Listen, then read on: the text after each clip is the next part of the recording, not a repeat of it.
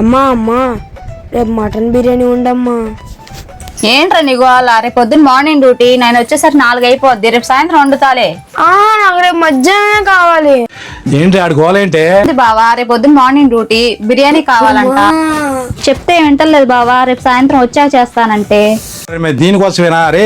రేపు పొద్దున్న లక్ష్మీ రెస్టారెంట్ లో రాజాబాబు బిర్యానీ ఓపెన్ అవుతుందిరా. నీకు ఏ బిర్యానీ కావాలి ఆ బిర్యానీ మధ్యాహ్నం ఇప్పిస్తాను రా, ఓకేనా? టేస్ట్ సూపర్ ఉంటుంది బిర్యానీ. రేపు పొద్దున మధ్యాహ్నం మన విజిట్ గారు ఓపెన్ చేస్తున్నారు, దానికి వెళ్దాం మనం, ఓకేనా? లేదురా, ప్రామిస్ రా. నవంబర్ 30 రాజాబాబు బిర్యానీ ఓపెనింగ్ ఉందిరా. నేను తీసుకెళ్తాను రా. కావాలంటే ఇన్స్టాగ్రామ్ లో ఒక రీల్ వచ్చింది చూడు. ఇదిగో నాన్న రీల్ వచ్చింది చూడు.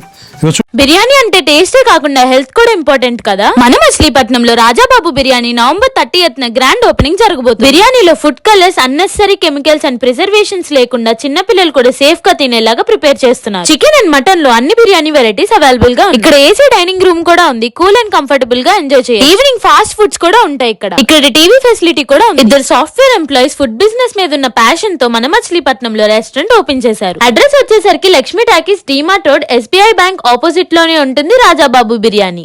హాయ్ అండి, నవంబర్ 30వ తారీఖు లక్ష్మీ టాకీస్ సెంటర్ దగ్గర రాజాబాబు బిర్యానీ ఓపెనింగ్ ఉందండి. మా ఫ్యామిలీతో మేము వస్తున్నాం తినడానికి, మీరు రండి.